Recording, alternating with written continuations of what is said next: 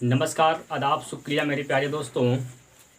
आज हम लोग भौतिक विज्ञान पढ़ने वाले हैं और भौतिक विज्ञान में हमारा जो पहला चैप्टर है वह है मापन, मेजरमेंट। यानी हम लोग आज भौतिक विज्ञान का पहला हमारा क्लास है और आज की पहली क्लास में ही हम लोग मेजरमेंट यानी मापन आज पढ़ने वाले हैं। तो अगर वीडियो अच्छा लगेगा तो ज़रूर लाइक करिएगा। चैनल को भी सब्सक्राइब नहीं किए हैं तो चैनल को ज़रूर सब्सक्राइब करिएगा। और आपको यह कैसा लगेगा वीडियो, मतलब आपको देखने के बाद कैसा लगा, आप एक बार हमें कमेंट बॉक्स में ज़रूर बताइए। अधिक से अधिक लोगों तक शेयर करिए ताकि जितने भी मेरे दोस्त तैयारी कर रहे हैं, जिन्हें विज्ञान पढ़ना है, वो लोग अपनी तैयारी कर सके और विज्ञान को पढ़ सके। तो चलिए स्टार्ट करते हैं हम लोग पढ़ना। और हम लोग अभी मापन पढ़ेंगे, जिसमें से हम लोग आप बेहतरीन तरीके से पढ़ने वाले हैं, जिससे आपको हर चीज़ें याद हो जाएं। ठीक है, आइए सबसे पहले हम जानते हैं कि मापन में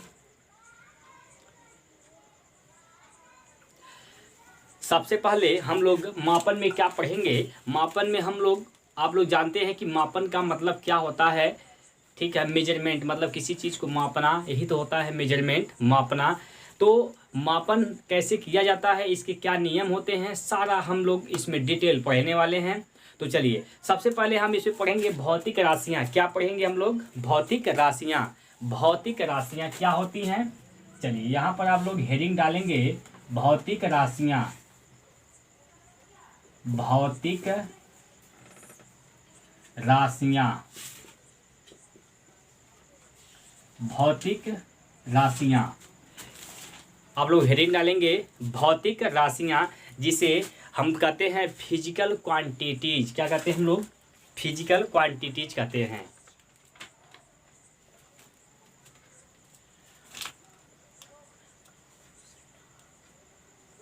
फिजिकल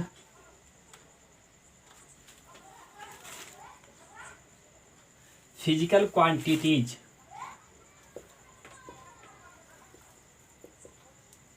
फिजिकल क्वांटिटीज यानी भौतिक राशियाँ क्या होती हैं।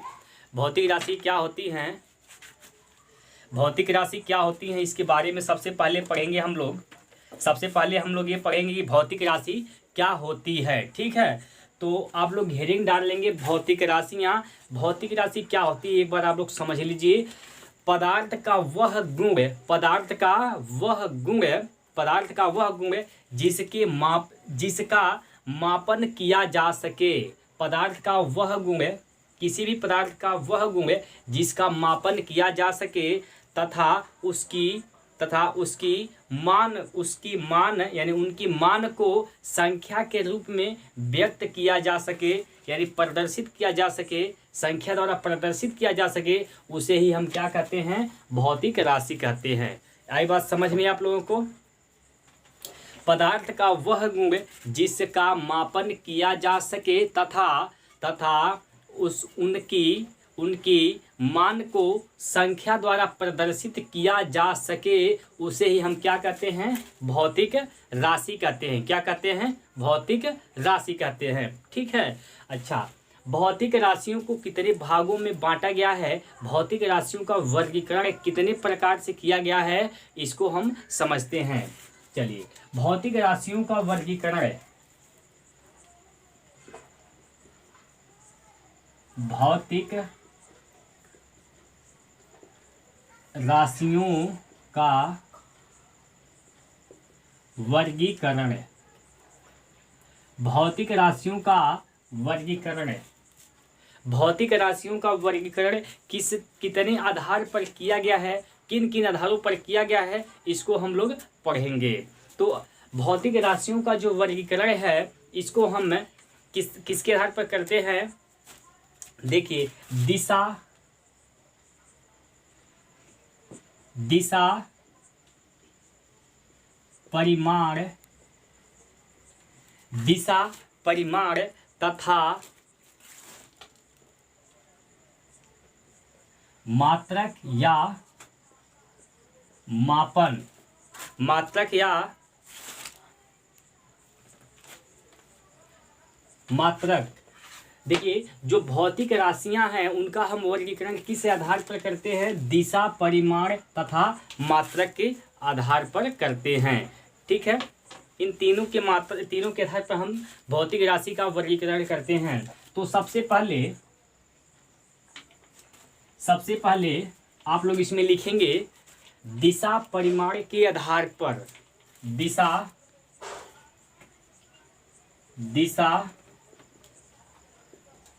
परिमाण के आधार पर, दिशा परिमाण के आधार पर भौतिक राशि को कितने भागों में बांटा गया है, इसको समझेंगे। ठीक है, इसके बाद मापन या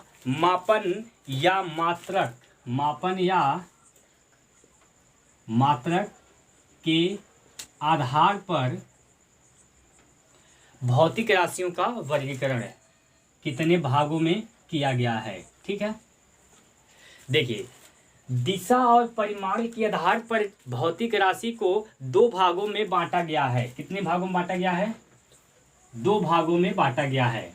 दिशा परिमाण के आधार पर भौतिक राशियों को 2 भागों में बांटा गया है। एक होता है अदिश, एक कौन सा भाग है इसका? एक अदिश है, अदिश राशि इसे कहते हैं हम लोग, और दूसरा है सदिश राशि।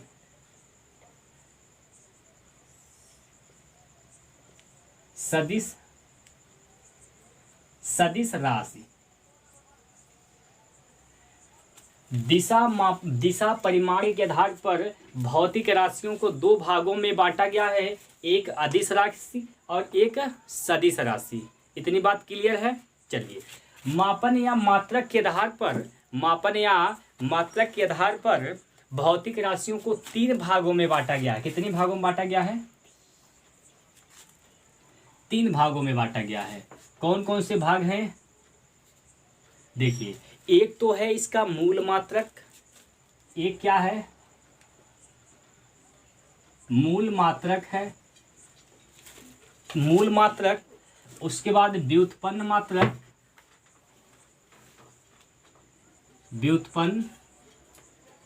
मात्रक, और जो तीसरा है वह है पूरक मात्रक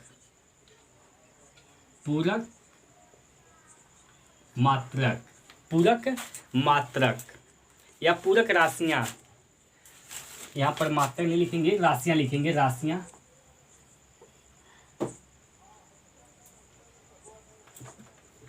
मूल राशियां, व्युत्पन्न राशियां, और तीसरा है पूरक राशियां।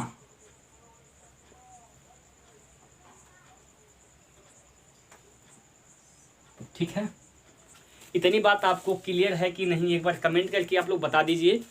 चलें, अब चलते हैं आगे। इनको हम एक एक करके डिटेल पढ़ेंगे। ठीक है, कोई इसमें दिक्कत नहीं होने वाला है, आप लोग अच्छे तरीके से डिटेल पढ़ेंगे।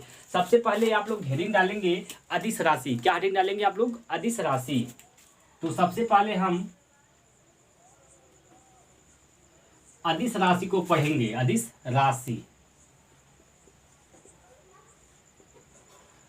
राशि क्या पढ़ेंगे हम लोग? अदिश राशि। अब आप लोग बताइए अदिश राशि किसे कहते हैं? देखिए, अदिश राशि का अगर हम संधि विच्छेद करेंगे, अदिश का अगर संधि विच्छेद करेंगे तो क्या बनेगा? अ प्लस दिश। मतलब क्या होगा? अ का मतलब होता है नहीं, यानी जहां कहीं भी अ शब्द आता है उसका मतलब हम लोग क्या जानते हैं? नहीं। क्या जानते हैं? नहीं। यानी ऐसी भौतिक राशियां जिनको व्यक्त करने के लिए केवल और केवल परिमाण की आवश्यकता होती है, दिशा की नहीं। ऐसी भौतिक राशियां जिनको व्यक्त करने के लिए परिमाण की आवश्यकता होती है लेकिन दिशा की आवश्यकता नहीं होती है, उन्हें हम कहते हैं अदिश राशि। क्या कहते हैं हम लोग उन्हें? अदिश राशि कहते हैं। ठीक है, अदिश राशि का मतलब समझ गए किसे कहते हैं? अदिश राशि क्या होती है? वे भौतिक राशियां भौतिक राशियां जिन्हें व्यक्त करने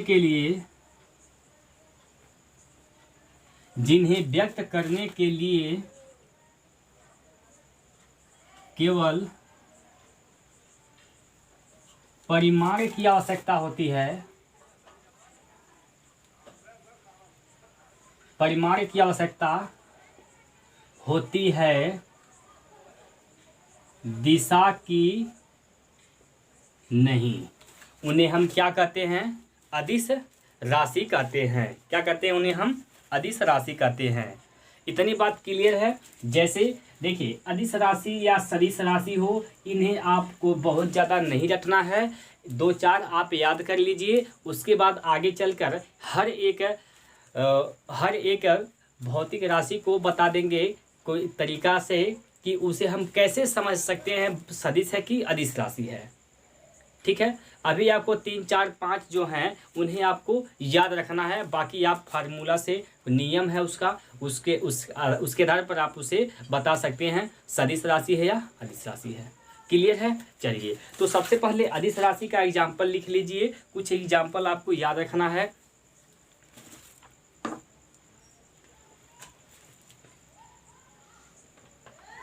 चलिए, अदिश राशि का कुछ एग्जाम्पल यहाँ पर नोट कर रहे हैं, उसको आप लोग लिख लीजिए, उससे याद कर लीजिए कुछ। उसके बाद बाकी जो बचेंगे आपको आगे चल के आप क्लियर कर लेंगे कैसे उसको याद करना है।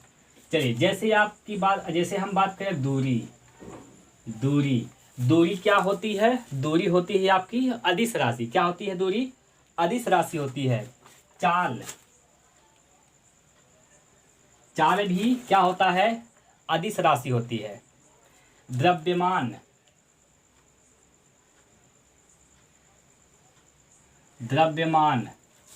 चाल, दूरी, द्रव्यमान, आयतन,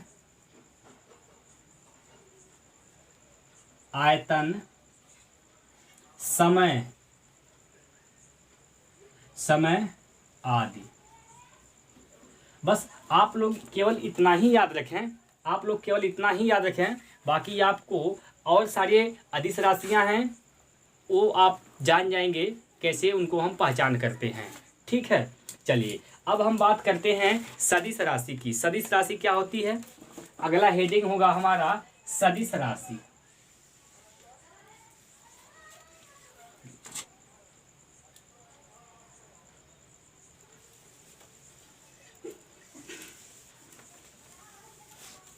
चलिए, अगला जो हेडिंग होगा वह हेडिंग होगा सदिश राशि। सदिश राशि वे भौतिक राशियां, सदिश राशि यानी देखिए, सदिश को आप संधि विच्छेद करेंगे। अगर सदिश का संधि विच्छेद करेंगे तो क्या करेंगे आप? कैसे? स धन दिश। देखिए, इसको 2 भाग में तोड़ेंगे तो यही बनकर आएगा स धन दिश। मतलब स का मतलब होता है साथ और दिश का मतलब होता है दिशा। मतलब ऐसी भौतिक राशियां जिनको व्यक्त करने के लिए परिमाण तो चाहिए ही चाहिए, लेकिन परिमाण के साथ साथ क्या आवश्यकता होनी चाहिए हमें? दिशा की। यानी ऐसी भौतिक राशियां जिनको व्यक्त करने के लिए परिमाण के साथ साथ दिशा की भी आवश्यकता होती है, उसे हम क्या कहते हैं? सदिश राशि कहते हैं। क्लियर है? चलिए, वे भौतिक राशियां जिन्हें व्यक्त करने के लिए परिमाण के साथ दिशा की भी आवश्यकता होती है। दिशा की भी आवश्यकता होती है, उसे हम क्या कहते हैं? सदिश राशि कहते हैं। क्लियर है? चलिए, इसके भी कुछ एग्जाम्पल नोट कर लेते हैं, जिससे कुछ एग्जाम्पल आप याद रखेंगे, बाकी आपको तरीका बता देंगे कैसे आपको निकालना है। ठीक है, चलिए, जैसे बल क्या है मेरे दोस्तों? बल आपका सदिश राशि होती है। बल क्या होती है? सदिश राशि। उसके बाद विस्थापन विस्थापन क्या होता है? सदिश राशि होती है। वेग, वेग, संवेग, वेग, संवेग, त्वरण, वेग, संवेग, त्वरण, कोणीय वेग,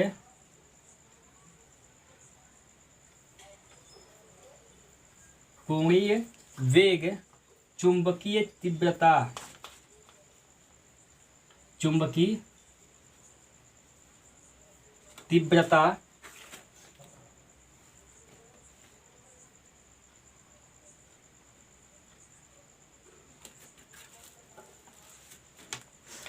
इतना आप लोग सदिश राशि में याद रखेंगे एग्जाम्पल, ठीक है। बल, विस्थापन, वेग, संवेग, त्वरण, कोणीय वेग, चुंबकीय तीव्रता, इतनी आप लोग सदिश राशि में भी याद रखेंगे, आपका काम बन जाएगा, ठीक है। चलिए हम लोग क्या पढ़ लिए हैं? दिशा परिमाण के आधार पर भौतिक राशियों को दो भागों में बांटा गया है। पहला होता है अदिश राशि और दूसरा होता है सदिश राशि। अदिश राशि क्या होती है? जिसमें केवल और केवल परिमाण की आवश्यकता होती है। सदिश राशि क्या होती है? जिसमें परिमाण तो चाहिए ही चाहिए, साथ ही साथ दिशा की भी आवश्यकता होती है, वो होती है सदिश राशि। क्लियर है इतनी बातें? चलिए अब हम चलते हैं मापन या मात्रक के आधार पर। मापन या मात्रक के आधार पर जो भौतिक राशियां हैं वह तीन प्रकार की होती हैं, जिसमें से पहला हमारा है मूल मात्रक। क्या है पहला? मूल राशियां। पहला राशि क्या है इसमें? मूल राशियां। तो आप लोग हेडिंग डालेंगे अब मूल राशियां।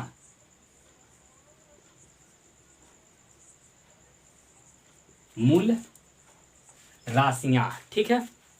मूल राशि क्या होती है?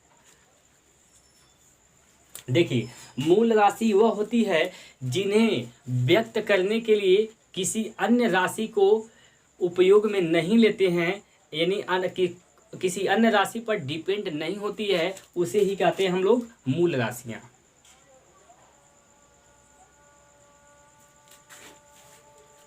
देखिए, जिन राशियों को व्यक्त करने के लिए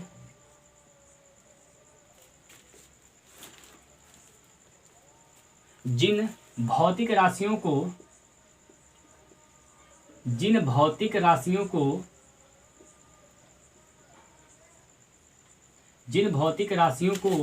व्यक्त करने के लिए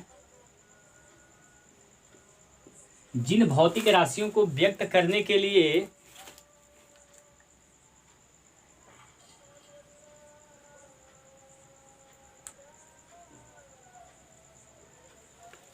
जिन भौतिक राशियों को व्यक्त करने के लिए अन्य भौतिक राशि की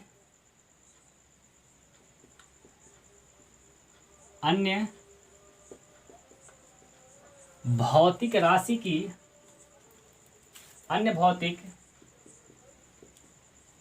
राशि की आवश्यकता नहीं होती है, उसे हम क्या कहते हैं? मूल राशि कहते हैं।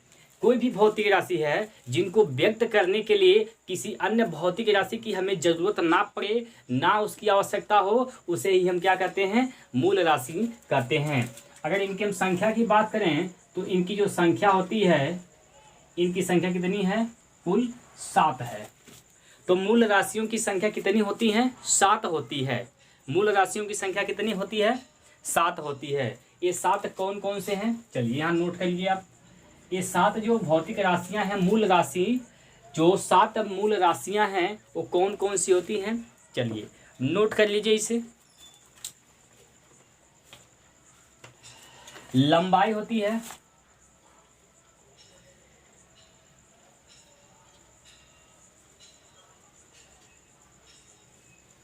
लंबाई। दूसरा होता है समय, लंबाई समय। नंबर 3 ताप।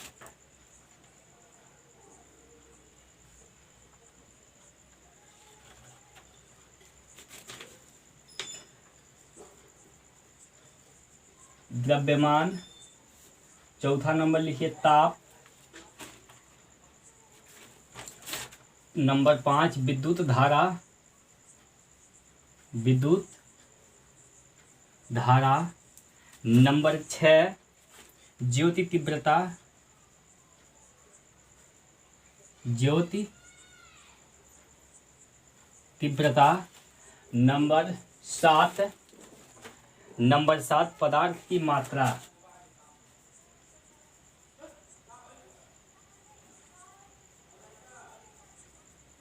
पदार्थ की मात्रा। ये है आपके 7 मूल राशियां जो कि यहाँ पर लिख दिया गया है। कौन कौन सी होती है? लंबाई, समय, द्रव्यमान, ताप, विद्युत धारा, ज्योति तीव्रता, पदार्थ की मात्रा। ये 7 भौतिक राशियां हैं।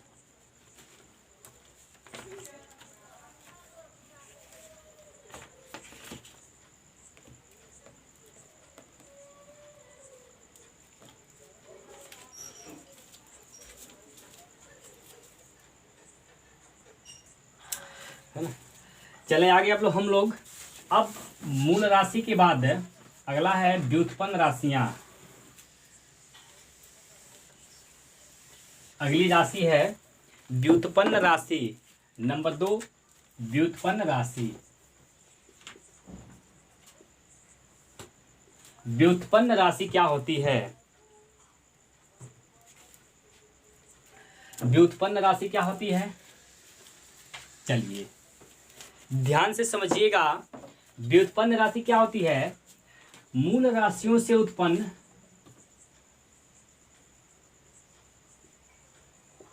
मूल राशियों से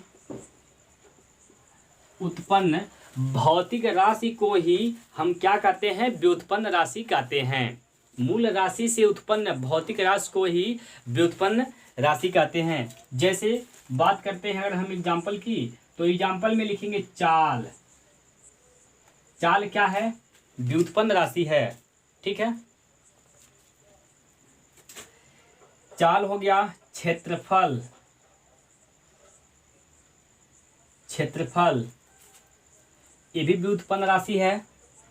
देखिए चाल क्या होता है? चाल बराबर क्या होता है? दूरी बटे समय। चाल क्या होता है? चाल जो होता है वह होता है दूरी बटे समय। अब देखिए दूरी, दूरी क्या होती है? मूल राशि होती है। दूरी क्या होती है? दूरी का मतलब लंबाई। दूरी किस में नापते हैं हम? दूरी को हम नापते हैं लंबाई में, समय को नापते हैं हम सेकंड में। तो लंबाई क्या है? मूल राशि है। सेकंड क्या है? मूल राशि है। तो मूल राशि से उत्पन्न हुई है, क्या बना है? चाल। चाल क्या होता है? दूरी बटे समय। दूरी किससे मापा जाता है? लंबाई से, और समय सेकंड से। ठीक है। तो लंबाई मूल राशि है, सेकंड भी मूल राशि है। तो इन मूल राशियों से क्या बन रहा है? चाल बन रहा है। तो इसे हम क्या कहेंगे? व्युत्पन्न राशि कहेंगे। उसी प्रकार क्षेत्रफल भी है। क्षेत्रफल, आयतन, आयतन, कार्य, ऊर्जा इत्यादि, ये सब होती हैं व्युत्पन्न राशि। आई बात समझ में आपको? चले आगे चलते हैं। इसके बाद पढ़ते हैं हम लोग पूरक राशियां। पूरक राशि। चलिए पूरक राशि क्या होती है?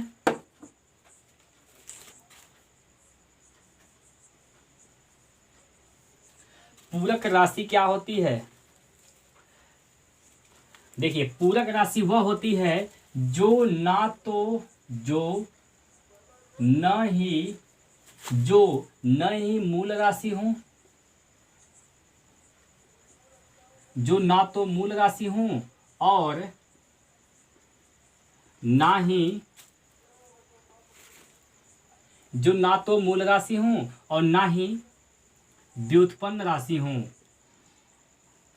जो ना तो मूल राशि हो और जो ना ही व्युत्पन्न राशि हो, उसे हम क्या कहते हैं? पूरक कोण कहते हैं, पूरक राशि कहते हैं। क्या कहते हैं उसे हम?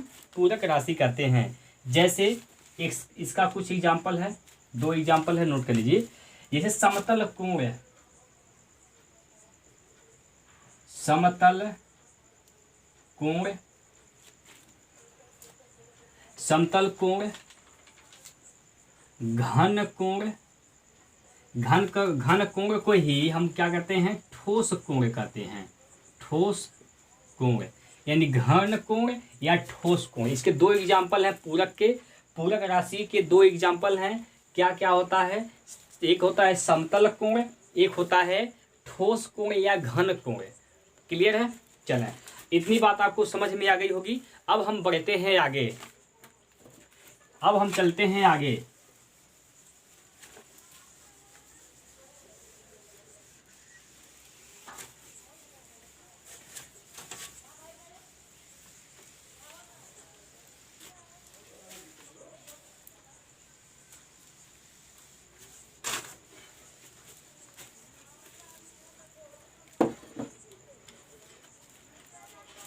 चलिए,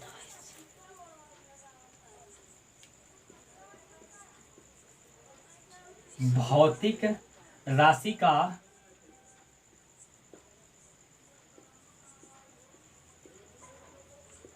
मापन। भौतिक राशि का मापन हम कैसे करते हैं, तो ध्यान से समझिएगा। भौतिक राशि का मापन, देखिए कोई भी भौतिक राशि है उसको उसका मापन करने के लिए हमें दो चीज़ों की आवश्यकता होती है। कितनी चीज़ों की आवश्यकता होती है? दो चीज़ों की आवश्यकता होती है। वो दो चीज़ें हैं क्या? कोई भी भौतिक राशि है, कोई भी भौतिक राशि है, उसका मापन जब हम करेंगे तो हमें दो चीज़ों की आवश्यकता होती है। क्या क्या? देखिए, पहला चीज़ हमें चाहिए, पहला नंबर हमें चाहिए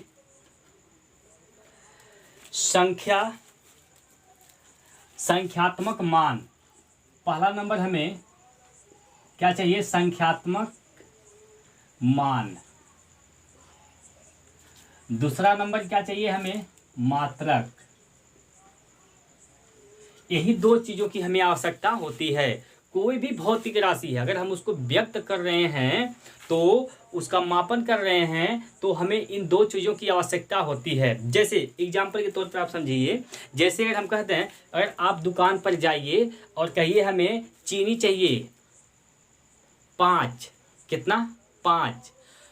आप जब कहेंगे दुकानदार से हमें 5 चीनी चाहिए, तो दुकानदार आपको चीनी नहीं देगा। देगा? नहीं, आपको तुरंत खदेड़ देगा, यानी भगा देगा।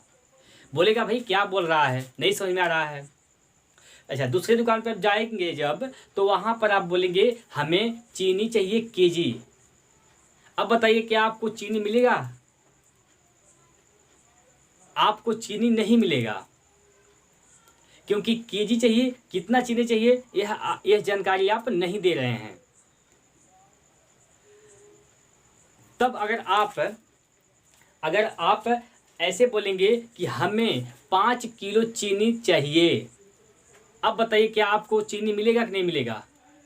अब चीनी आपको मिलेगा, क्योंकि आपने चीनी मांगा है दुकानदार से, तो चीनी के लिए मात्रा का यूज किए हैं। कितना किलो चाहिए? 5 किलो, यानी संख्यात्मक मान का यूज किए। 5 केजी चाहिए, केजी क्या हो गया? इसका मात्रक हो गया। संख्यात्मक मान और मात्रक का यूज किए तो दुकानदार समझ गया कि यह अगला आदमी क्या मांग रहा है, और तुरंत फटाफट आपको चीनी तौल कर दे देगा। बताइए क्या आप इस बात से सहमत हैं कि नहीं है? इतनी बात आपको समझ में आई कि नहीं आई? जैसे आप जब दुकान पर जाएंगे तो आप कहेंगे हमें 5 किलो चीनी चाहिए। क्या कहेंगे? 5 किलो चीनी। अगर केवल 5 चीनी मांगेंगे तो दुकानदार आपको चीनी नहीं देगा। अगर आप केवल केजी चीनी मांगेंगे तो दुकानदार आपको चीनी नहीं देगा। लेकिन जो ही आप कहेंगे हमें 5 किलो चीनी चाहिए, तो दुकानदार फटाफट आपको 5 किलो चीनी तौल कर दे देगा। ठीक है, तो यह 5 क्या है? यही 5 जो है संख्यात्मक मान हो गया। संख्यात्मक मान है। और यह केजी क्या है? केजी, ये जो केजी है यही आपका मात्रक यूज किए हैं। यही क्या है? इसका मात्रक। क्लियर है? इतनी बात आपको समझ में आई कि नहीं आई? चलिए, अब आप बात करते हैं हम लोग कि क्या हर देश में हर जगह एक ही मात्रक का यूज होता है? क्या भारत में जो यूज हो रहा है वह ब्रिटेन में वही मात्रक यूज होता है? क्या इंग्लैंड में वही मात्रक यूज होता है? अमेरिका में क्या वही मात्रक यूज होता है? नहीं, ऐसा पहले नहीं था। पहले जब कोई व्यक्ति भारत या किसी भी देश से, देखिए ऐसे जो मात्रक है, मापन या मात्रक है, वह 3 प्रकार की होती है। 3 प्रकार की होती है। चलिए भाई इसको समझिए। अभी हम आपको समझा रहे हैं।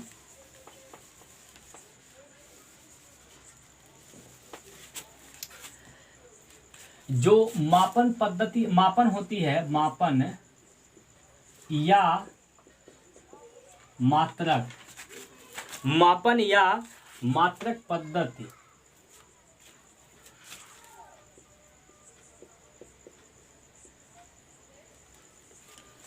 मापन या मात्रक पद्धति कितने होते हैं? 3 होते हैं। कितने होते हैं? 3।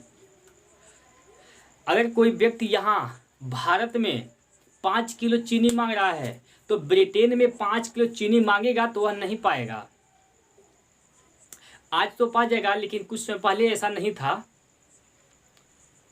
1971 के पहले ऐसा सिस्टम नहीं था कि यहाँ यानी हर देश में एक ही मात्रा की यूज करके सामान को ले लें। ऐसा पहले नहीं था, अब हो गया है। देखिए जो मापन पद्धति है वह 3 प्रकार की होती है। कौन कौन सी होती है? 3 प्रकार की।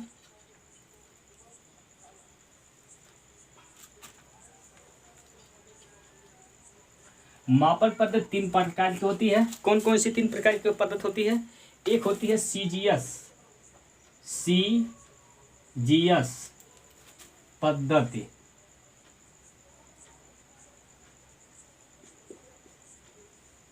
सीजीएस पद्धति। एक होता है एफपीएस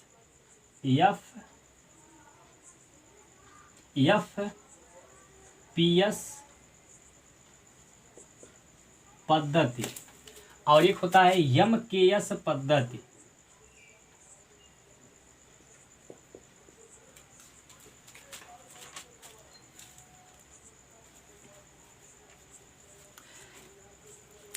देखिए यस का मतलब क्या होता है? यस का मतलब क्या होता है? सेकेंड। यस का मतलब सेकेंड। सेकेंड में किसे हम मापते थे? सेकेंड में हम किसे मापते हैं?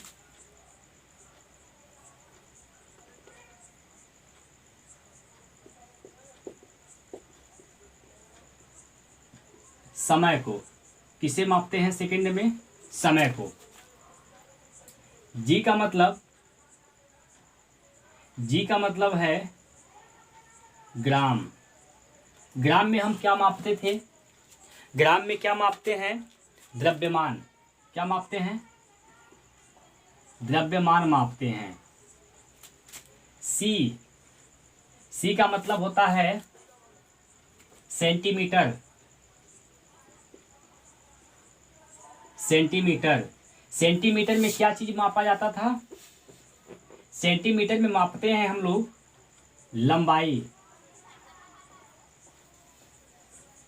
लंबाई मापते हैं। ठीक है, चलिए यहां देखिए। यस का मतलब सेकेंड, यानी समय को सेकेंड में मापा जाता था, या पीएस में। पी का मतलब पाउंड, यानी द्रव्यमान को पाउंड में हम मापते थे। एफ का मतलब फुट, यानी लंबाई को एफपीएस पद्धति में फुट में मापते थे। एमकेएस की बात करें अगर, तो एमकेएस, एस का मतलब सेकेंड, यानी समय को सेकेंड में मापते हैं। के का मतलब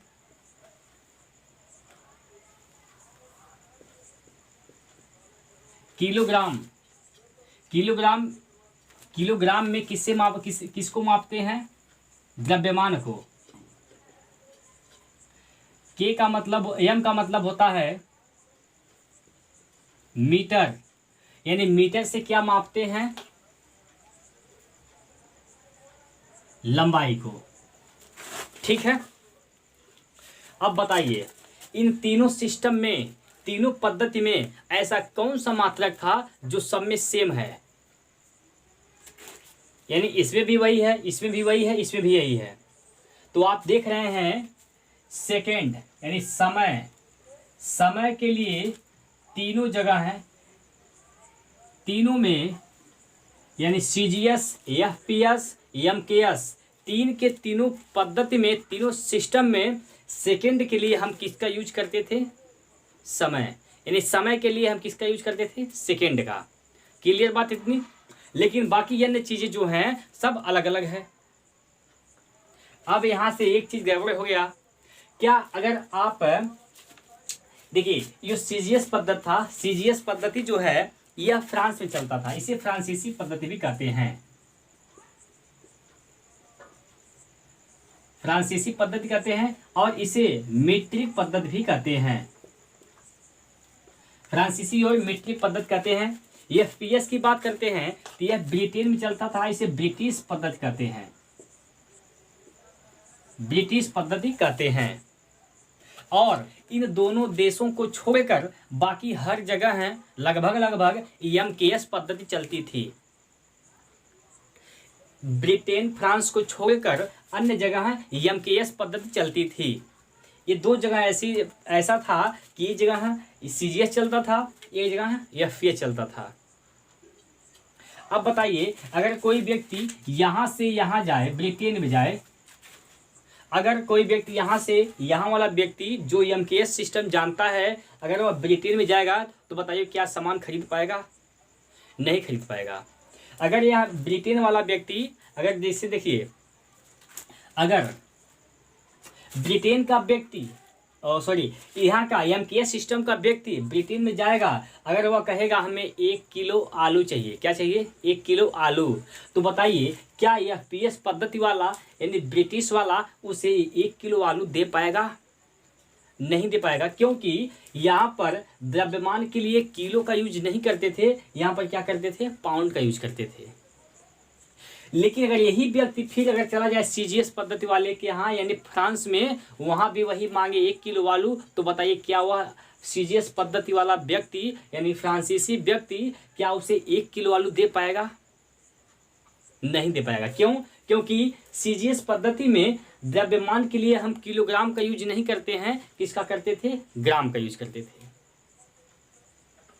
ठीक है, यानी अगर कोई व्यक्ति ब्रिटेन जा रहा है तो 3 महीना उसे ट्रेनिंग की जाती थी, बताया जाता था कि वहाँ पर कैसे सामान लेना है।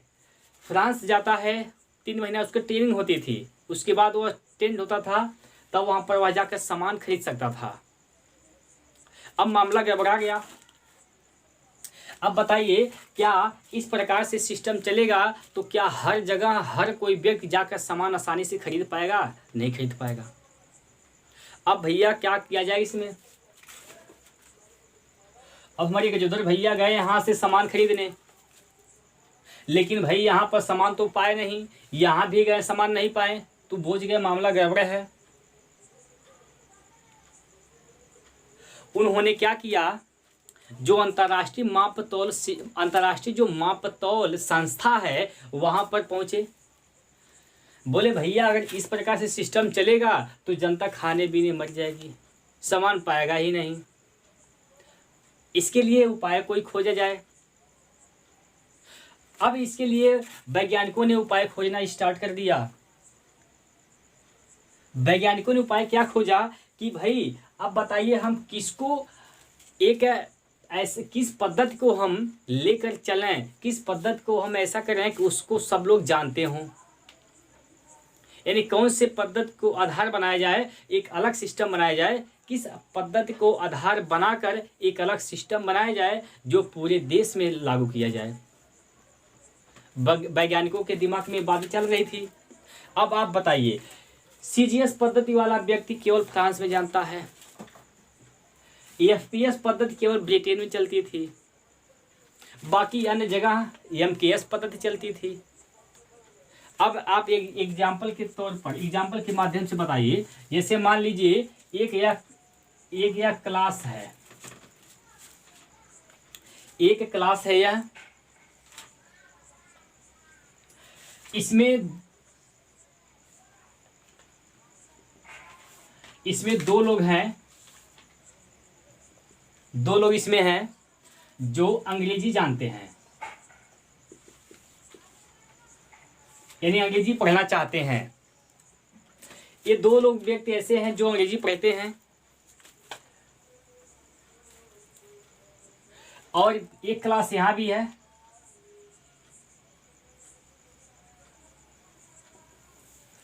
इसमें भी दो लोग हैं,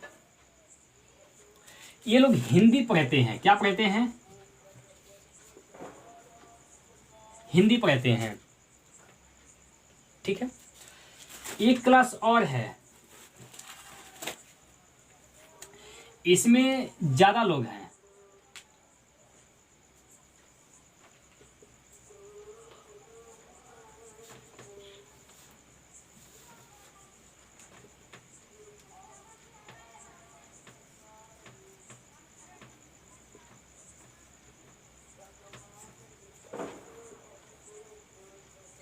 ज्यादा लोग हैं। इसमें दो व्यक्ति एक क्लास में अंग्रेजी पढ़ते हैं, दो व्यक्ति एक क्लास में हिंदी पढ़ते हैं, और एक क्लास इसमें जो है ये लोग गणित पढ़ते हैं, गणित पढ़ते हैं। इसमें 7 लोग हैं।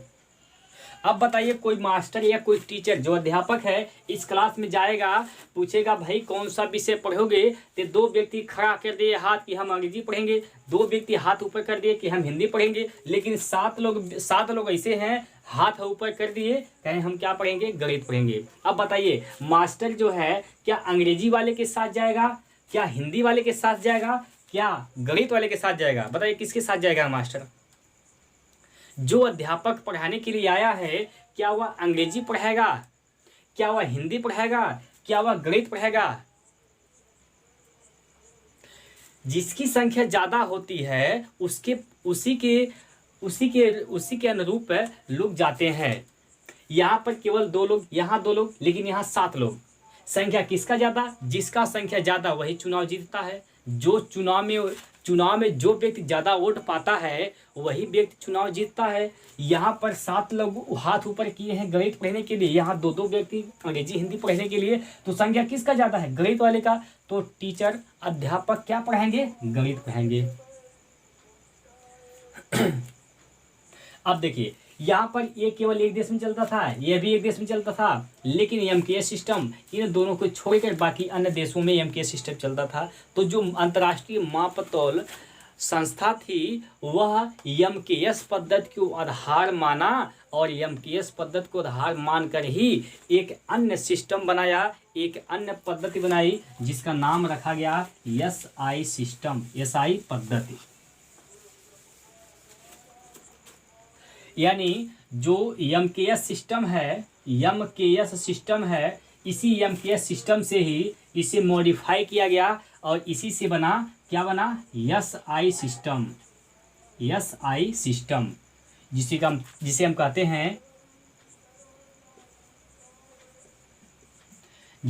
हैं अंतरराष्ट्रीय पद्धति। क्या कहते हैं? अंतरराष्ट्रीय पद्धति। कब बनाया है? 1971 में। 1971 में अब एक अन्य सिस्टम बन गया जिसका नाम रखा गया है अंतरराष्ट्रीय सिस्टम, एसआई पद्धति। अब क्या हुआ कि यह पूरे देश में लागू किया गया और कहा गया भाई अब सभी लोग एसआई सिस्टम के अनुरूप, एसआई सिस्टम में जो मापन पद्धति मात्रक दिया गया है उसी के अनुसार हर देश में सब लोग यूज करेंगे और उसी के अनुसार देश में सामान मिलेगा। क्लियर बात?